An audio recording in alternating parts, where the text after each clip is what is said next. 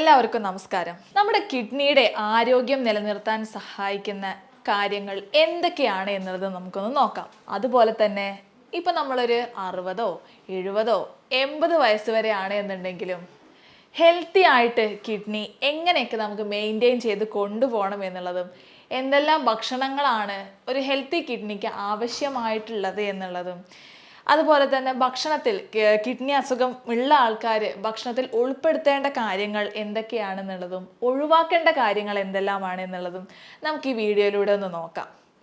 ഞാൻ doctor Shreya S Madhavan, senior consultant, doctor Basil's homoeo hospital, Pandikkad, Malappuram ജില്ല.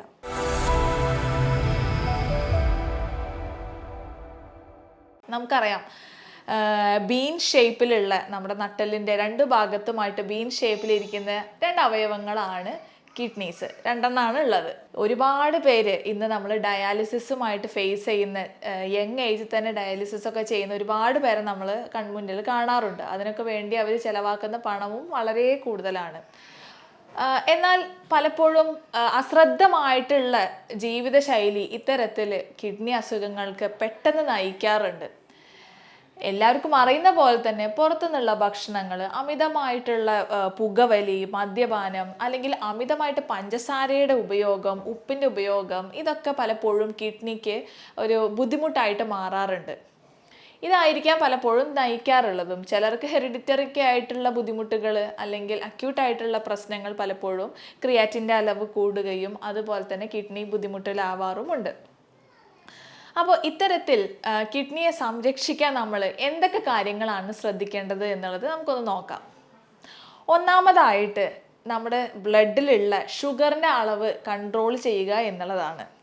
അതായത് പലപ്പോഴും നമ്മുടെ രക്തത്തിൽ ഉണ്ടാവുന്ന ഷുഗർ പലപ്പോഴും അബ്സോർബ് ചെയ്യുന്നില്ല അല്ലെങ്കിൽ യഥാവിധി പ്രവർത്തനം നടക്കുന്നില്ല എന്നുണ്ടെങ്കിൽ പലപ്പോഴും ഇത് ബ്ലഡ് അരിച്ചെടുക്കുമ്പോൾ അത് ഒരു ബുദ്ധിമുട്ടായി മാറുകയും ഇത് പലപ്പോഴും കിഡ്നിയുടെ പ്രവർത്തനത്തെ താറുമാറാക്കുകയും ചെയ്യാറുണ്ട്. അപ്പോൾ ഡയബറ്റിക്കുള്ള ആൾക്കാരാണ് എന്നുണ്ടെങ്കിൽ ഷുഗറിൻ്റെ അളവ് കൺട്രോൾ ചെയ്ത് കൊണ്ടുപോകേണ്ടത് കിഡ്നി ഫെയിലിയർ അല്ലെങ്കിൽ കിഡ്നിക്ക് ബുദ്ധിമുട്ടാവാതിരിക്കാൻ വേണ്ടിയിട്ട് ശ്രദ്ധിക്കേണ്ട ഒന്നാണ്. ഇനി രണ്ടാമതായിട്ട് ബ്ലഡ് പ്രഷർ ശ്രദ്ധിക്കുക എന്നുള്ളതാണ്. ബ്ലഡ് പ്രഷർ റെഗുലേറ്റ് ചെയ്യുക എന്നുള്ളത് നമ്മൾ ശ്രദ്ധിക്കേണ്ട ഒന്നാണ്. കാരണം ഇതും പലപ്പോഴും കിഡ്നി അസുഖങ്ങളിലോട്ട് നയിക്കാറുണ്ട്. പിന്നെ മൂന്നാമതായിട്ട് അമിതമായിട്ടുള്ള അനാവശ്യമായിട്ടുള്ള പെയിൻ കില്ലേഴ്സിൻ്റെ ഉപയോഗം അല്ലെങ്കിൽ മരുന്നുകളുടെ ഉപയോഗവും പലപ്പോഴും കിഡ്നി അസുഖത്തിലോട്ട് നയിക്കാറുണ്ട്. നമുക്കറിയാം നമ്മുടെ കിഡ്നി എന്ന് പറയുന്നത് ഒരു അരിപ്പ പോലെയാണ്. ബ്ലഡ് അത് വഴി കടന്നു പോകുമ്പോൾ അതിൽ ബ്ലഡിൽ ആവശ്യമായിട്ടും അനാവശ്യമായിട്ടൊക്കെ ഉള്ള കാര്യങ്ങൾ അങ്ങോട്ടും ഇങ്ങോട്ടൊക്കെ വലിച്ചെടുക്കുന്നതൊക്കെ കിഡ്നിയാണ്. അല്ലെങ്കിൽ അതിൽ ആവശ്യമില്ലാത്ത പ്രൊഡക്റ്റ് നമ്മൾ പുറത്ത് കളയുന്നതൊക്കെ കിഡ്നിയാണ്. ഇത്തരത്തിൽ കൂടുതലായിട്ട് എന്തെങ്കിലും ചെല്ലുകയോ അല്ലെങ്കിൽ ബുദ്ധിമുട്ടിലാവുകയോ ചെയ്യുമ്പോഴാണ് പലപ്പോഴും കിഡ്നിക്ക് ബുദ്ധിമുട്ട് ആവാറുള്ളത്. നമ്മളൊന്ന് ശ്രദ്ധിച്ച് നോക്കിയാൽ അല്ലെങ്കിൽ കോമൺ ആയിട്ടൊന്ന് നോക്കിക്കഴിഞ്ഞാൽ അറിയാം, പലപ്പോഴും നമ്മൾ നമ്മുടെ ചായ ഉണ്ടാക്കുന്ന അരിപ്പകൾ തന്നെ, ചായക്ക് ഉപയോഗിക്കുന്ന അരിപ്പകൾ തന്നെ കുറേ കാലം കഴിയുമ്പോൾ അത് അടഞ്ഞ് അല്ലെങ്കിൽ സുഷിരങ്ങളുടെ എണ്ണം കൂടുകയും ഓട്ടകളുടെ എണ്ണം കൂടുകയും അത് കേടാവുകയും ചെയ്യാറുണ്ട്.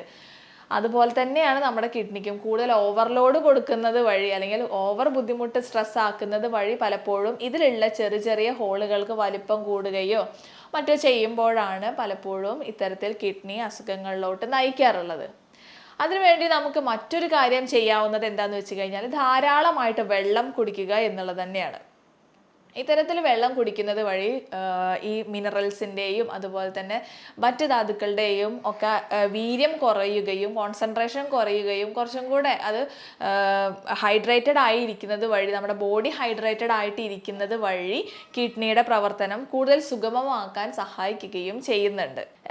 അതുപോലെ ശ്രദ്ധിക്കേണ്ട മറ്റൊരു കാര്യമാണ് പുകവലി. മാക്സിമം പുകവലി ഒഴിവാക്കുക. അറ്റ്ലീസ്റ്റ് നമ്മുടെ വീട്ടിൽ ഉള്ള ആൾക്കാരാണെന്നുണ്ടെങ്കിൽ അവരുടെ അടുത്ത് പറയുക പുകവലിക്കരുത് അല്ലെങ്കിൽ പുകവലിക്കാതിരിക്കാൻ വേണ്ടിയിട്ടുള്ള കാര്യങ്ങൾ ചെയ്യുക. ഈവൻ പാസീവ് സ്മോക്കിംഗ് വരെ ഭയങ്കര ഡേഞ്ചർ ആയിട്ടുള്ള ഒന്നാണ്. ഇത്തരത്തിൽ പുകവലിയുടെ ഉപയോഗം ഉണ്ടെന്നുണ്ടെങ്കിലും കിഡ്നി ബുദ്ധിമുട്ടുകൾ കൂടാനുള്ള സാഹചര്യം ഉണ്ടാവാറുണ്ട്. പിന്നെ നമ്മൾ ശ്രദ്ധിക്കേണ്ടത് ഒബേസിറ്റി അല്ലെങ്കിൽ ഈ ഭാഗത്ത് ഉണ്ടാകുന്ന വെയിറ്റ്. ഓവർ വെയിറ്റ്, അരക്കെട്ടിലുണ്ടാകുന്ന വണ്ണം, അത് കുറയ്ക്കാൻ വേണ്ടിയിട്ട് ശ്രദ്ധിക്കേണ്ടതും വളരെ ഇമ്പോർട്ടൻ്റ് ആയിട്ടുള്ള ഒന്നാണ്. അപ്പോൾ ജനറലായിട്ട് ഉള്ള ആൾക്കാരാണെങ്കിൽ ഒരു 30+, 40+ ഒക്കെ ആയി കഴിഞ്ഞാൽ റെഗുലറായിട്ടൊന്ന് BP ചെക്ക് ചെയ്യുക, അതുപോലെ തന്നെ ഷുഗർ ഒന്ന് ചെക്ക് ചെയ്യുക. ഓവർ വെയിറ്റ് ഉള്ള ആൾക്കാരാണെന്നുണ്ടെങ്കിൽ അതൊക്കെ ഒന്ന് റെഗുലേറ്റ് ചെയ്യാൻ വേണ്ടിയിട്ട് ശ്രദ്ധിക്കുക. വാട്ടർ ഇൻടേക്ക്, അതുപോലെ നമ്മുടെ ബോഡി ഹൈഡ്രേറ്റഡ് ആയിട്ട് ഇരിക്കാൻ വേണ്ടിയിട്ട് ശ്രദ്ധിക്കുക. അതുപോലെ സ്മോക്കിംഗ് കാര്യങ്ങളൊക്കെ ഉണ്ടെന്നുണ്ടെങ്കിൽ അതൊക്കെ ഒഴിവാക്കാൻ വേണ്ടിയിട്ട് ശ്രദ്ധിക്കേണ്ട കാര്യങ്ങളാണ്. ഇതൊക്കെ ഒന്ന് മെയിൻറ്റെയിൻ ചെയ്ത് കഴിഞ്ഞാൽ തന്നെ നമുക്ക് കിഡ്നിയുടെ ഹെൽത്ത് ഇമ്പ്രൂവ് ആക്കി കൊണ്ടുവരാൻ വേണ്ടിയിട്ട് സഹായിക്കും. പിന്നെ എപ്പോഴൊക്കെയാണ്, എന്തൊക്കെ ലക്ഷണങ്ങളാണ് കിഡ്നി ഫെയിലിയർ അല്ലെങ്കിൽ വൃക്കകൾക്ക് ബുദ്ധിമുട്ട് അല്ലെങ്കിൽ തകരാറായിട്ടുണ്ട് എന്ന് നമുക്ക് മനസ്സിലാക്കാൻ പറ്റുക എന്ന് നോക്കിക്കഴിഞ്ഞാൽ, പലപ്പോഴും രണ്ട് കാലിനും ഉണ്ടാകുന്ന നീര് വരുന്നത് അല്ലെങ്കിൽ മുഖത്തൊക്കെ ഒരു നീർക്കെട്ട് പോലെ കാണപ്പെടുന്നത് പലപ്പോഴും കിഡ്നിയുടെ ബുദ്ധിമുട്ടുകളുടെ ഒരു ഇനീഷ്യൽ സ്റ്റേജോ, അല്ലെങ്കിൽ ലക്ഷണങ്ങൾ പലർക്കും പല പോലെയാണ് പ്രസന്റ് ചെയ്യാറുള്ളത്. പക്ഷേ ഇത്തരത്തിൽ നീർക്കെട്ട് ബോഡിയിലെ പല ഭാഗങ്ങളിലും വരികയാണെന്നുണ്ടെങ്കിൽ കിഡ്നി ഫെയിലിയറിലോട്ട് അല്ലെങ്കിൽ കിഡ്നിക്ക് ബുദ്ധിമുട്ടുകൾ ഉണ്ടാവുന്നതിൻ്റെ ഒരു ലക്ഷണമായിട്ട് നമ്മൾ ശ്രദ്ധിക്കേണ്ടിയിരിക്കുന്നുണ്ട്. ഇത്തരത്തിലൊക്കെ ഉള്ള ലക്ഷണങ്ങൾ, അതുപോലെ യൂറിൻ ഔട്ട്പുട്ട്, മൂത്രത്തിനുണ്ടാകുന്ന ഔട്ട്പുട്ടിലുണ്ടാകുന്ന ചേഞ്ചസ് കാര്യങ്ങളൊക്കെ, അല്ലെങ്കിൽ മൂത്രത്തിനുണ്ടാകുന്ന കളർ ചേഞ്ചുകൾ ഒക്കെ കിഡ്നി അസുഖങ്ങളിലോട്ട് കാരണമാക്കാറുണ്ട്. അപ്പോൾ ഇത്തരം അസുഖങ്ങൾ അല്ലെങ്കിൽ ലക്ഷണങ്ങളൊക്കെ നമ്മൾ കണക്കിലെടുത്തിട്ട് എന്താണെന്നുള്ളത് നമുക്ക് വേണ്ട ട്രീറ്റ്മെൻറ്റ് കാര്യങ്ങളൊക്കെ നമുക്ക് പ്രൊസീഡ് ചെയ്ത് കൊണ്ടുപോകാൻ സാധിക്കും. ഇനി മറ്റൊന്ന്, എന്തൊക്കെ ഭക്ഷണങ്ങളാണ് കിഡ്നിക്ക് കൂടുതൽ സ്ട്രെസ് കൊടുക്കാത്ത രീതിയിലുള്ള കുറച്ച് ഫുഡ് ഐറ്റംസ് നമ്മൾ എന്തൊക്കെയാണ് ഉൾപ്പെടുത്തേണ്ടത്, എന്തൊക്കെയായിരിക്കും നന്നായിരിക്കുക എന്നുള്ളതും കൂടെ നമുക്കൊന്ന് ഡിസ്കസ് ചെയ്യാം. ഫസ്റ്റ് ഫുഡ് നമുക്ക് ഭക്ഷണത്തിൽ ഉൾപ്പെടുത്താവുന്നത് വെജിറ്റബിൾ കോളിഫ്ലവർ ആണ്. കോളിഫ്ലവർ നന്നായിട്ട് നമുക്കറിയുന്ന പോലെ തന്നെ ഫൈബർ റിച്ച് ആണ്. ഇതിൽ കുറഞ്ഞ അളവിൽ പൊട്ടാസ്യം, അതുപോലെ തന്നെ സോഡിയം, ഫോസ്ഫറസ് ഇതൊക്കെ അടങ്ങിയിട്ടേ ഉള്ളൂ. അതുകൊണ്ട് നമുക്ക് കിഡ്നിയുടെ ഹെൽത്ത് അല്ലെങ്കിൽ റീനൽ ഡയറ്റൊക്കെ ഉള്ള ഒരാളാണെന്നുണ്ടെങ്കിൽ ഈ കോളിഫ്ലവർ കഴിക്കുന്നത് കൊണ്ട് യാതൊരുവിധ ബുദ്ധിമുട്ടോ കാര്യങ്ങളോ ഉണ്ടാകുകയില്ല. അതുകൊണ്ട് തന്നെ കൂടുതൽ ഫൈബർ കാര്യങ്ങൾ ഉള്ളത് കൊണ്ട് തന്നെ നമുക്ക് ഡൈജഷൻ കാര്യങ്ങളൊക്കെ പ്രോപ്പറായിട്ട് നടക്കുകയും ചെയ്യും. ഇനി രണ്ടാമതായിട്ട് പറയുന്ന ഫുഡ് എന്ന് പറഞ്ഞു കഴിഞ്ഞാൽ ബ്ലൂബെറീസ് ആണ്. ബ്ലൂബെറീസിലും കുറഞ്ഞ അളവിൽ മാത്രമാണ് സോഡിയം, പൊട്ടാസ്യം, ഫോസ്ഫറസ് പോലെയുള്ള കാര്യങ്ങൾ അടങ്ങിയിട്ടുള്ളത്. അതുപോലെ തന്നെ ഇതിൽ ധാരാളം വൈറ്റമിൻ സിയും അടങ്ങിയിട്ടുണ്ട്. അതുകൊണ്ട് ബ്ലൂബെറീസ് കഴിക്കുന്നത് കൊണ്ട് കിഡ്നിയുടെ ഹെൽത്ത് മെയിൻറ്റെയിൻ ചെയ്ത് പോകാൻ വേണ്ടിയിട്ടും നല്ലൊരു ഫ്രൂട്ട് കൂടിയാണ്. ഇനി മൂന്നാമതായിട്ടുള്ള ഫ്രൂട്ട് നമ്മൾ റെഡ് ഗ്രേപ്സ്, അതായത് ചുവന്ന മുന്തിരിയാണ്. ചുവന്ന മുന്തിരി നിങ്ങൾ വാങ്ങിക്കുകയാണെന്നുണ്ടെങ്കിൽ പ്രോപ്പറായിട്ട് വാഷ് ചെയ്തതിന് ശേഷം മാത്രം ഫുഡിൽ ഉൾപ്പെടുത്താൻ വേണ്ടിയിട്ട് ശ്രദ്ധിക്കുക. ഇതിൽ ധാരാളം വൈറ്റമിൻ സി അടങ്ങിയിട്ടുണ്ട്, അതുപോലെ തന്നെ ധാരാളം ഫ്ലേവനോയിഡ്സ് അടങ്ങിയിട്ടുണ്ട്. അതുകൊണ്ട് തന്നെ ഇത് കിഡ്നിയുടെ ഹെൽത്ത് ഇമ്പ്രൂവ് ചെയ്യാൻ വേണ്ടിയിട്ട് സഹായിക്കും. ഇതിലും ഞാൻ നേരത്തെ പറഞ്ഞ പോലെ തന്നെ കുറഞ്ഞ അളവിലാണ് സോഡിയവും പൊട്ടാസ്യം, ഫോസ്ഫറസ് പോലെയുള്ള കണ്ടന്റുകൾ അടങ്ങിയിട്ടുള്ളത്. ഈ റെഡ് ഗ്രേപ്സിൽ അടങ്ങിയിട്ടുള്ള റെസ്വെറട്രോൾ എന്ന് പറയുന്ന ഒരു ഫ്ലേവനോയിഡ്സ് നമ്മുടെ ഹാർട്ടിൻ്റെ ഒക്കെ ഫംഗ്ഷന് വളരെ നല്ലതായിട്ടുള്ള ഒന്നാണ്. അതുപോലെ തന്നെ വേനൽക്കാലമൊക്കെ ആണെന്നുണ്ടെങ്കിലും ഇത്തരത്തിലുള്ള ഫ്രൂട്ട്സ്, മുന്തിരിയൊക്കെ പോലെയുള്ള ഫ്രൂട്ട്സ് കഴിക്കുന്നത് വഴി ഒന്ന് നമ്മുടെ ബോഡി ഹൈഡ്രേറ്റഡ് ആയിട്ടിരിക്കാൻ കൂടെ സഹായിക്കുന്നുണ്ട്. പിന്നെ മറ്റൊന്ന് നമ്മൾക്ക് ഭക്ഷണത്തിൽ ഉൾപ്പെടുത്താവുന്നതാണ് ക്യാബേജും ഇതിൽ ധാരാളമായിട്ട് ഫൈബർ കണ്ടന്റ് അടങ്ങിയിട്ടുണ്ട്. ലോ എമൗണ്ടിൽ സോഡിയം, പൊട്ടാസ്യം, അതുപോലെ തന്നെ ഫോസ്ഫറസ് ഒക്കെയാണ് അടങ്ങിയിട്ടുള്ളത്. അതുകൊണ്ട് ഇതും കിഡ്നി സംബന്ധമായിട്ട് കഴിക്കുന്നത് കൊണ്ട് അല്ലെങ്കിൽ കിഡ്നിയുടെ ഹെൽത്ത് മെയിൻറ്റെയിൻ ചെയ്ത് പോകാൻ പറ്റുന്ന ഫുഡ് ഐറ്റം കൂടിയാണ്. പിന്നെ വെളുത്തുള്ളി നമ്മുടെ ഭക്ഷണത്തിൽ ഉൾപ്പെടുത്തുന്നതും വളരെ നല്ല ഒന്നാണ്. കാരണം ഇതിൽ കൂടുതൽ മഗ്നീഷ്യം, വൈറ്റമിൻ B6 ഒക്കെ ധാരാളം അടങ്ങിയിട്ടുള്ള ഫുഡാണ് ഗാർലിക്. ഇത് ഡെയിലി ഒരുപാട് കഴിക്കുക എന്നുള്ളതല്ല, നമ്മുടെ ഭക്ഷണത്തിൽ കൂടുതലായിട്ട് ഉൾപ്പെടുത്തുന്നത് വഴി ഇത് നല്ലൊരു ആൻറ്റി ഓക്സിഡൻറ്റ് പ്രോപ്പർട്ടിയും കൂടി ഉണ്ട് ഗാർലിക്കിന്. അപ്പോൾ ഇത് ഇത്തരത്തിൽ ഉൾപ്പെടുത്തി കഴിഞ്ഞാൽ നമ്മുടെ കിഡ്നിയുടെ ഹെൽത്ത് ഇമ്പ്രൂവ് ചെയ്ത് കൊണ്ടുപോകാൻ വേണ്ടിയിട്ട് സഹായിക്കുന്ന മറ്റൊരു ഫുഡ് ഐറ്റം കൂടിയാണ് ഗാർലിക്. പിന്നെ മറ്റൊന്ന് നമുക്ക് ഉൾപ്പെടുത്താവുന്നതാണ് olive oil. Completely phosphorus free ആയിട്ടുള്ള ഒരു ഫുഡ് കണ്ടന്റ് ആണ് ഒലീവ് ഓയിൽ. അതുപോലെ തന്നെ സോഡിയത്തിൻ്റെയും പൊട്ടാസ്യത്തിൻ്റെയും, സോഡിയം 0.3 മില്ലിഗ്രാം മാത്രമേ ഉള്ളൂ സോഡിയം ഒലിവ് ഓയിലുള്ളത്. അതുപോലെ തന്നെയാണ് 0.1 മില്ലിഗ്രാം മാത്രമാണ് പൊട്ടാസ്യം ഒലിവ് ഓയിലുള്ളത്. അതുകൊണ്ട് തന്നെ ഇത് ഭക്ഷണത്തിൽ ഉൾപ്പെടുത്തുന്നത് വഴി നമ്മുടെ ബോഡിക്ക് ഹെൽത്തി ഫാറ്റാണ് കിട്ടാൻ പോകുന്നത്. മറ്റേ പ്രോസസ്ഡ് ആയിട്ടുള്ള ഫുഡ് അല്ലെങ്കിൽ മറ്റുള്ള ഭക്ഷണങ്ങൾ കഴിക്കുമ്പോൾ കൂടുതലായിട്ട് അൺഹെൽത്തി ഫാറ്റ് എത്തുന്നു എന്നുള്ളൊരു പേടി വേണ്ട. ഇത് നമ്മുടെ ഹാർട്ടിൻ്റെയും അതുപോലെ തന്നെ ലിവറിൻ്റെയും എല്ലാ ഫങ്ഷനിനും വളരെ ഇമ്പോർട്ടൻ്റ് ആയിട്ടുള്ള ഒന്നാണ്. അപ്പോൾ 1 ടേബിൾ സ്പൂൺ ഒലിവ് ഓയിലാണ് ഞാൻ ഈ പറഞ്ഞത്. അപ്പോൾ അത് നിങ്ങൾ ഉൾപ്പെടുത്തുന്നത് വഴി കിഡ്നിയുടെ ഹെൽത്ത് ഇമ്പ്രൂവ് ചെയ്യാൻ വേണ്ടിയിട്ട് സഹായിക്കുന്ന ഒന്നാണ്.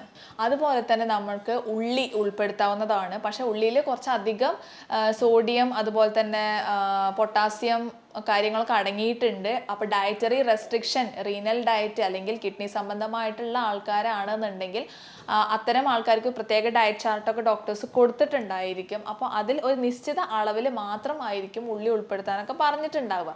അല്ലെങ്കിൽ ചിലർക്ക് കംപ്ലീറ്റ് ആയിട്ട് ഒഴിവാക്കാനും പറയാറുണ്ട്. പക്ഷേ ജനറലി ഉള്ളിയൊക്കെ കഴിക്കുന്നത് വഴി ഒരുപാട് വൈറ്റമിൻസും കാര്യങ്ങളൊക്കെ ഉള്ളിയിൽ ധാരാളം അടങ്ങിയിട്ടുണ്ട്. അതുപോലെ തന്നെയാണ് ഉള്ളിയിൽ ധാരാളം പ്രീബയോട്ടിക് ഫൈബേഴ്സ് കാര്യങ്ങൾ അടങ്ങിയിട്ടുണ്ട്. നമ്മുടെ ഗട്ടിലുള്ള ബാക്ടീരിയയുടെ ഫുഡായിട്ടുള്ള പ്രീബയോട്ടിക് കാര്യങ്ങളും ഉള്ളിയിൽ ധാരാളമായിട്ട് അടങ്ങിയിട്ടുണ്ട്. ഇത് ഒരു നിശ്ചിത അളവിലൊക്കെ കഴിക്കുന്നതും കിഡ്നിയുടെ ഫങ്ഷന് വളരെ നല്ലതായിട്ടുള്ള ഒന്നാണ്. പിന്നെ മറ്റൊന്നാണ് അരുഗുള എന്ന് പറയുന്ന, അരഗുള എന്നൊക്കെയാണ് നമ്മൾ മലയാളത്തിൽ പറയുക. പക്ഷെ അത് നമ്മുടെ നാട്ടിൽ അത്ര കോമൺ ആയിട്ടുള്ളതല്ല. ഒരു ക്യാബേജ് അതുപോലെ തന്നെ കോളിഫ്ലവറിൻ്റെ ഒക്കെ ഒരു കാറ്റഗറിയിൽ പെടുന്ന ഒരു ഭക്ഷണമാണ്, വെജിറ്റബിൾ ആണ്.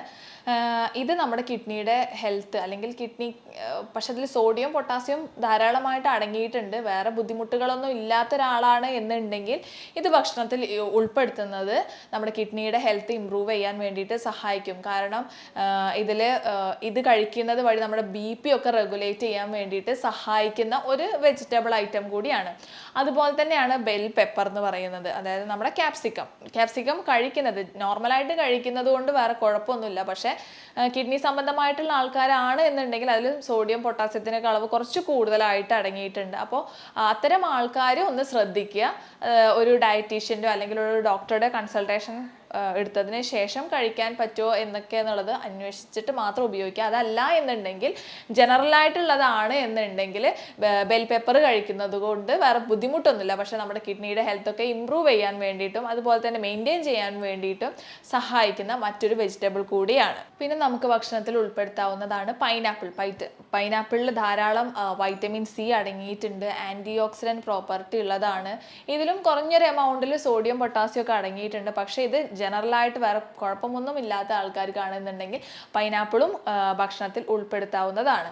അപ്പോൾ ഇത്രയുമാണ് ഞാൻ പറഞ്ഞ ജനറലായിട്ട് നമുക്ക് ഭക്ഷണം അല്ലെങ്കിൽ കിഡ്നിയുടെ ഫങ്ഷനിങ് ഒക്കെ ഒന്ന് പ്രോപ്പറായിട്ട് നടക്കാനും ഹെൽത്തി ആയിട്ട് നമ്മുടെ കിഡ്നീനെ മെയിൻറ്റെയിൻ ചെയ്ത് കൊണ്ടുപോകാനും സഹായിക്കുന്ന കുറച്ച് ഫുഡ് ഐറ്റംസ്. ഇത് ഇപ്പോൾ ഒരു ഡയാലിസിസ് ഉള്ള ആളാണെന്നുണ്ടെങ്കിലോ അല്ലെങ്കിൽ ക്രിയാറ്റിനൊക്കെ കൂടുതലായിട്ടുള്ള ആളാണ് എന്നുണ്ടെങ്കിൽ നിങ്ങളൊരു പ്രോപ്പറായിട്ടൊരു റെസ്ട്രിക്ഷൻ അല്ലെങ്കിൽ ഒരു ഡയറ്റീഷ്യൻ്റെയോ അല്ലെങ്കിൽ ഒരു ഡോക്ടറുടെയോ സഹായത്തോടു കൂടി മാത്രം ഭക്ഷണത്തിലും അതുപോലെ തന്നെ വെള്ളത്തിൻ്റെ അളവ് റെഗുലേഷൻ പൊതുവെ ഉണ്ടാവാറുണ്ടല്ലോ. അപ്പോൾ അവരുടെ നിർദ്ദേശപ്രകാരം മാത്രം എടുക്കുക. ഞാൻ ഇത് ജനറലായിട്ടുള്ള ഒരു ഡയറ്റ് ചാർട്ടാണ് ഇവിടെ പറയുന്നത്. അപ്പം ഇത്രയും കാര്യങ്ങൾ നിങ്ങളുടെ ഭക്ഷണത്തിൽ ഉൾപ്പെടുത്തുകയും അതുപോലെ തന്നെ കുറഞ്ഞ ബ്ലഡ് ടെസ്റ്റുകളൊക്കെ ചെയ്യുക, പ്രോപ്പറായിട്ട് നമ്മുടെ BP ഒക്കെ ഒന്ന് ചെക്ക് ചെയ്യുക, ഷുഗറൊക്കെ ഒന്ന് ചെക്ക് ചെയ്യുക. ഇതൊക്കെ ഒന്ന് മെയിൻറ്റെയിൻ ചെയ്ത് പോയി കഴിഞ്ഞാൽ തന്നെ നമ്മൾ ജീവിക്കുന്ന കാലത്തോളം കിഡ്നിയുടെയൊക്കെ ഹെൽത്ത് നമുക്ക് പ്രോപ്പറായിട്ട് മെയിൻറ്റെയിൻ ചെയ്ത് കൊണ്ടുപോകാൻ സാധിക്കും. നമുക്കിവിടെ ഹോമിയോപ്പതിയിൽ ഇത്തരത്തിൽ എന്തെങ്കിലും ബുദ്ധിമുട്ട് പ്രശ്നങ്ങളൊക്കെ വരികയാണെന്നുണ്ടെങ്കിൽ നമുക്ക് വളരെ ഫലപ്രദമായിട്ടുള്ള ട്രീറ്റ്മെൻറ്റ് അവൈലബിൾ ആയിട്ടുണ്ട്. ഓരോ വ്യക്തിയുടെയും ലക്ഷണങ്ങളും കാര്യങ്ങളും ഒക്കെ എടുത്ത് ആർട്ടിഫിഷ്യൽ ഇൻ്റലിജൻറ്റിൻ്റെ സഹായത്തോടു കൂടി യൂറോപ്യൻ നിർമ്മിത സോഫ്റ്റ്വെയറിൻ്റെ സഹായത്തോടു കൂടിയായിരിക്കും നമ്മൾ ട്രീറ്റ്മെൻറ്റ് കാര്യങ്ങളൊക്കെ മുന്നോട്ട് പോകുന്നുണ്ടായിരിക്കുക. അതുകൊണ്ട് തന്നെ പെട്ടെന്ന് തന്നെ നമുക്ക് ഓരോ പേഷ്യൻറ്റിനും ഇൻഡിവിജ്വലൈസേഷൻ വഴി മെഡിസിൻസ് കൊടുക്കുകയും അതുകൊണ്ട് തന്നെ അവർക്ക് പെട്ടെന്ന് റിക്കവറി കാര്യങ്ങളും കിട്ടുകയും ചെയ്യാറുണ്ട്. ഇതുമായി ബന്ധപ്പെട്ടിട്ട് നിങ്ങൾക്ക് എന്തെങ്കിലും ഡൗട്ടുകൾ ഉണ്ടെന്നുണ്ടെങ്കിൽ എന്നെ കോൺടാക്റ്റ് ചെയ്യാവുന്നതാണ്. ഞാൻ doctor Shreya S Madhavan, senior consultant, doctor Basil's homeo hospital, Pandikkad, Malappuram ജില്ല.